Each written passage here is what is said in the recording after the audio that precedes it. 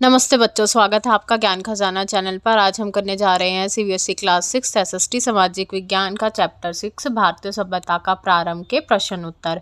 यदि आपने इस चैप्टर की एक्सप्लेनेशन वीडियो नहीं देखी है तो आप डिस्क्रिप्शन में लिंक चेक कर सकते हो। हमने इस पार्ट को 2 वीडियो में पढ़ा था, दोनों वीडियो का लिंक आपको डिस्क्रिप्शन में मिल जाएगा। तो चलिए सबसे पहले हम देखते हैं हमारे चैप्टर के स्टार्टिंग में कुछ हमें प्रश्न दिए गए थे, उनके बारे में महत्वपूर्ण प्रश्न। सबसे पहला प्रश्न क्या है, सभ्यता क्या है। तो सभ्यता किसे बोलते हैं? सभ्यता मानव समाज का वह उन्नत रूप है जहाँ पर सब लोग संगठित मतलब इकट्ठे रहते हैं, जिसमें लोग शहरों में रहते हैं, कला, विज्ञान, तकनीक, शासन और सामाजिक नियमों का पालन करते हैं। दूसरा क्वेश्चन है, भारतीय उपमहाद्वीप की पारंपरिक सभ्यता कौन सी थी। तो भारतीय उपमहाद्वीप की जो सबसे प्राचीन मतलब पुरानी सभ्यता कौन सी थी? हड़प्पा सभ्यता थी। इसे हम सिंधु सभ्यता या सिंधु सरस्वती सभ्यता भी कहते हैं, और यह सभ्यता जो है लगभग 2500 ईसा पूर्व पुरानी सभ्यता है। तीसरा क्वेश्चन, हड़प्पा सभ्यता के मुख्य नगर कौन से थे। इसका उत्तर क्या हो जाएगा? हड़प्पा सभ्यता के प्रमुख नगर हड़प्पा, मोहनजोदाड़ो, धोलावीरा, कालीबंगा और लोथल थे। अब हम आते हैं जो हमारे चैप्टर के आखिर में हमें प्रश्न दिए गए हैं, प्रश्न, क्रियाकलाप और परियोजनाएं। सबसे पहला क्वेश्चन क्या है, इस अध्याय में अध्ययन की गई सभ्यता के अनेक नाम क्यों हैं, उनके महत्व पर चर्चा कीजिए। मतलब इस अध्याय में, इस चैप्टर में हमने जिस सभ्यता के बारे में पढ़ा है उसे अलग अलग नामों से क्यों बुलाया जाता है और उसके महत्व के बारे में हमें बताना है। तो इस सभ्यता को अलग अलग नामों से क्यों बुलाया जाता था? क्योंकि इसके अवशेष जो थे वो अलग अलग जगहों पर हमें मिले थे। अवशेष मतलब जब भी खुदाई करी गई अलग अलग जगहों पे हमें इस सभ्यता से रिलेटेड जो थी वो चीज़ें मिट्टी में गड़ी हुई मिली। इसे हड़प्पा सभ्यता कहा जाता है क्योंकि हड़प्पा जो एक जगह का नाम था वहाँ पर इसके कई सारे अवशेष मिले। इसे सिंधु सभ्यता भी कहा जाता है क्योंकि सिंधु नदी के किनारे भी जो है इसके बहुत सारे अवशेष मिले हैं। और इसे सिंधु सरस्वती सभ्यता भी कहा जाता है क्योंकि इसके कई नगर जो थे वो सरस्वती नदी के पास भी बसाए गए थे। और इन नामों से हमें क्या पता चलता है कि इस सभ्यता का जो भौगोलिक विस्तार था, मतलब वो कई जगह फैली हुई थी और इतिहास में इसका अपना ही एक महत्व है जिससे हमें उस टाइम के लोगों के बारे में बहुत सारी जानकारी मिलती है, जिसको हम ऐतिहासिक महत्व या ऐतिहासिक जानकारी बोल सकते हैं।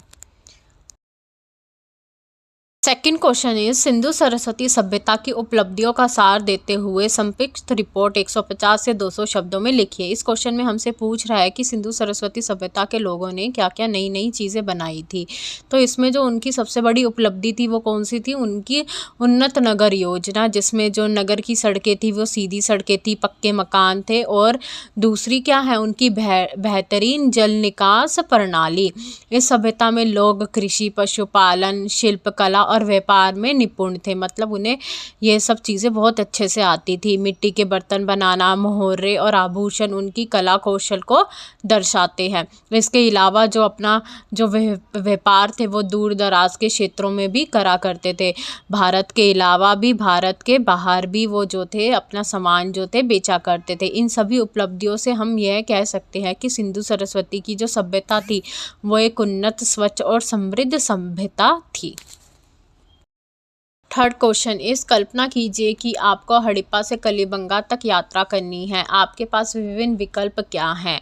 क्या आप प्रत्येक विकल्प में लगने वाले समय का अनुमान लगा सकते हैं? इस क्वेश्चन में पूछ रहा है अगर हमें इस समय वर्तमान समय में हड़प्पा से कलीबंगा की यात्रा करनी पड़ जाए तो हम कैसे कर सकते हैं। तो हमारे पास 3 ऑप्शन हैं। एक तो हम रेल मार्ग का यूज़ कर सकते हैं, मतलब रेलगाड़ी से जा सकते हैं जिसमें हमें लगभग 12 से 15 घंटे जो है लग जाएंगे। फिर दूसरा ऑप्शन क्या है, हम सड़क मार्ग का यूज़ कर सकते हैं। सड़क में हम बस, कार आदि से जो है यात्रा कर सकते हैं जिसमें हमें 10 से 12 घंटे लग जाएंगे। फिर है वायु मार्ग, हम एरोप्लेन से जा सकते हैं। पहले हवाई जहाज़ से हम अपने नज़दीकी हवाई अड्डे तक जाएंगे और इसमें लगभग हमें 6 से 8 घंटे का समय लग सकता है। और इससे हम क्या अनुमान लगा सकते हैं कि आज के ज़माने में, वर्तमान समय में जो हमारे परिवहन साधन है वो काफ़ी आधुनिक है, मतलब वो काफ़ी एडवांस हो गए हैं, जिसकी वजह से हमारी यात्रा जो है काफ़ी सुविधाजनक होती है। और आजकल यात्राओं मतलब एक जगह से दूसरी जगह आने में हमें समय भी कम लगता है। फोर्थ क्वेश्चन इज, कल्पना कीजिए कि यदि हड़प्पा के किसी पुरुष या महिला को हम आज के भारत के सामान्य रसोई घर में ले आते हैं तो उन्हें सबसे बड़े 4 या 5 आश्चर्य क्या लगेंगे। आश्चर्य मतलब उन्हें क्या चीज़ें देख के शौक लगेगा। तो सबसे पहला शौक उन्हें क्या लग सकता है कि आजकल क्या होते हैं, गैस चूल्हा होता है और बिजली से चलने वाले भी चूल्हे आजकल आ रहे हैं। और हम फ्रिज का यूज़ करते हैं अपना खाना रखने के लिए, जो खाना बच जाता है उस टाइम पर ये चीज़ें नहीं होती थी। हम मिक्सर, कुकर, माइक्रोवेव का यूज़ करते हैं जो उस टाइम पे बिल्कुल थे ही नहीं। और हम पैकेट वाले खाने का यूज़ करते हैं, जैसे कि मैगी हो गया या और कोई नूडल्स वगैरह हो गए, जिसको आप बस निकाला, डाला, गर्म पानी डाला और आपका खाना जो है तुरंत बन गया। और फिफ्थ में क्या है, साफ़ पानी जो है हमें ईज़िली मिल जाता है, सबके घरों में साफ़ पानी के नलके लगे होते हैं। और इससे हमें क्या पता चलता है कि आज की तकनीक जो है वो प्राचीन काल से कितनी विकसित हो चुकी है, मतलब हमारा जो देश है वो कितना विकसित कर चुका है टेक्नोलॉजी वाइज। फिफ्थ क्वेश्चन इस अध्याय के सभी चित्रों पर दृष्टि डालते हुए उन आभूषण, हाव भावों, वस्तुओं की सूची बनाइए जो अभी भी 21वीं शताब्दी में परिचित प्रतीत होते हैं, मतलब जो आज भी हमें जो है देखने को मिल जाते हैं या जिनकी आज हम ईज़िली पहचान कर सकते हैं। तो आजकल ऐसी बहुत सी चीज़ें हैं जो हम हड़प्पा सभ्यता में भी यूज़ करते थे और आज के टाइम में भी यूज़ करते हैं, जैसे मिट्टी के बर्तन, मानके, चूड़ियाँ, सीपियों के आभूषण, जैसे कोई हार, मंगलसूत्र, सूती वस्त्र और खिलौने, ये सब चीज़ें जो है हड़प्पा की सभ्यता, सिंधु सरस्वती सभ्यता में भी हमें देखने को मिली है। और आजकल भी हम जो है इन सब चीज़ों को अपने आसपास के जीवन में देख सकते हैं। सिक्स्थ क्वेश्चन इज, धोलावीरा के जलाशयों की प्रणाली क्या सोच प्रतिबंधित करती है। इस क्वेश्चन में हमसे पूछ रहा है कि हमें क्या पता चलता है कि उस टाइम के लोग जो थे वो पानी को लेके क्या सोचते थे। तो पहला क्वेश्चन क्या हो जाएगा कि धोलावीरा के लोग जो थे वो जल संरक्षण में बिलीव करते थे, मतलब पानी को जमा करने में वो बिलीव करते थे। इसके साथ साथ वो बारिश के पानी को भी जमा करते थे और यह भी देखते थे कि भविष्य मतलब आने वाले टाइम में उनको पानी की कमी ना हो, इसलिए वो पानी जो था, वर्षा का पानी, उसको इकट्ठा किया करते थे। और तीसरे पॉइंट में क्या बताया गया है हमें, जो भी वो जलाशयों का निर्माण करते थे वो एक अच्छे ढंग से करते थे कि जो जलाशय वो बनाए वो सदियों तक लोग यूज़ कर सके। और ऐसा हुआ भी है, बहुत सारे जो जलाशय है वो 100 साल 200 सालों तक यूज़ करे गए हैं लोगों के द्वारा। और इसके साथ साथ हमें क्या पता चलता है कि उनको प्राकृतिक संसाधनों की जानकारी थी और उन्हें ये भी पता था कि जो प्राकृतिक संसाधन है वो लिमिटेड है, वो बहुत कम है। तो हमें वो जो है समझदारी से यूज़ करने हैं ताकि हमारी आने वाली जनरेशन भी जो है उनको, मतलब आने वाली पीढ़ी, आने वाले बच्चे भी जो है प्राकृतिक संसाधनों को ईजिली जो है उपयोग कर सके। तो ये सब बातें जो है हमें जलाशय की प्रणाली से पता चलती हैं। सेवन्थ क्वेश्चन इज, मोहनजोदाड़ो में ईंटों से निर्मित 700 कुओं की गणना की गई है और ऐसा लगता है कि उनकी नियमित रूप से रखरखाव भी किया गया है और अनेक शताब्दियों तक उनका यूज़ भी किया गया है। इस बात पर हमें चर्चा करनी है। तो पहला पॉइंट क्या हो जाएगा कि इससे क्या पता चलता है कि मोहनजोदाड़ो के जो लोग थे वो जल को इकट्ठा करने में विश्वास रखते थे। दूसरा, जो उन्होंने कुएँ बनाए थे, जो 700 कुएँ बनाए गए थे, उनका वो नियमित तौर से रख रखाव करते थे, मतलब टाइम टू टाइम उनका जो था साफ़ सफाई कराई जाती थी ताकि जो कुएँ थे वो लंबे टाइम तक यूज़ किए जा सके।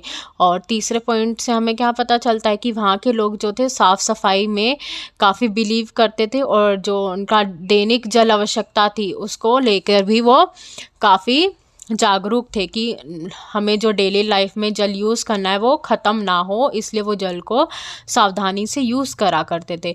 और इतने अधिक कुआँ होने से हमें ये भी पता चलता है कि उनके जो नगर थे वो संगठित नगर थे, मतलब कि सब लोग जो थे आपस में मिलजुल कर रहते थे। और थोड़ी थोड़ी दूरी पर कुएं बनाने का मतलब ये था कि आसपास के इलाकों के लोगों को ईज़िली जल मिल जाए, उन्हें पानी के लिए ज़्यादा दूर चल के ना जाना पड़े।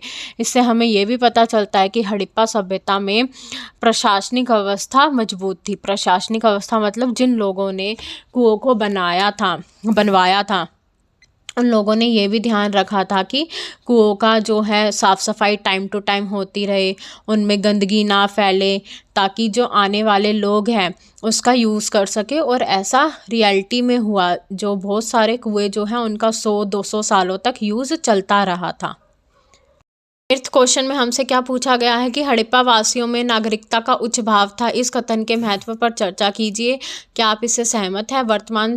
वर्तमान भारत के महानगरों के नागरिक के साथ उनकी तुलना कीजिए। मतलब बताना है जो पुराने ज़माने हड़प्पा के लोग थे वो नियम अच्छे से मानते थे, और आजकल के लोगों से हमें उनकी तुलना करनी है। तो पहला पॉइंट क्या हो जाएगा कि जो हड़प्पा सभ्यता के लोग थे वो सारे नियमों का पालन करते थे, मगर आजकल के जो लोग हैं वो नियमों की अनदेखी कर देते हैं, नियमों का पालन नहीं कर देते हैं। दूसरा पॉइंट क्या हो जाएगा कि हड़प्पा सभ्यता के लोग अपनी साफ़ सफाई का विशेष ध्यान रखते थे, और आजकल जो है हर जगह पर साफ़ सफाई की समस्या देखने को मिलती है। इसके साथ साथ जो जल निकास और नालियाँ होती थी उनकी जो सिस्टम था वो व्यवस्थित था, मतलब टाइम टू टाइम सफाई होना। मगर आजकल जो है हमें जल निकासी की समस्या देखने को मिलती है, मतलब हर जगह जो है बारिश के समय में पानी इकट्ठा हो जाता है। किसी भी नई चीज़ का निर्माण पुराने समय में कैसे होता था? योजनाबद्ध तरीके से होता था, मतलब एक प्लानिंग करी जाती थी, उसके अकॉर्डिंग ही होता था। और आजकल कैसा होता है? अव्यवस्थित निर्माण होता है। लास्ट पॉइंट क्या है? जो पुराने हड़प्पा के लोग थे वो सामूहिक जिम्मेदारी निभाते थे, मतलब जो भी काम होता था मिलजुल कर करते थे, एज अ सोसाइटी करते थे। मगर आजकल क्या है? व्यक्तिगत सुविधा को अधिक महत्व दिया जाता है, मतलब हम अपनी पर्सनल नीड को पहले देख के चलते हैं कि मेरा काम पहले हो जाए, बाद में हम सोसाइटी का देखेंगे। तो आशा करती हूँ आपको सारे क्वेश्चन आंसर अच्छे से समझ में आ गए होंगे। Please like and subscribe the channel, और इस वीडियो को अपने दोस्तों के साथ शेयर करना ना भूलें। अब मिलते हैं अब अगली वीडियो में।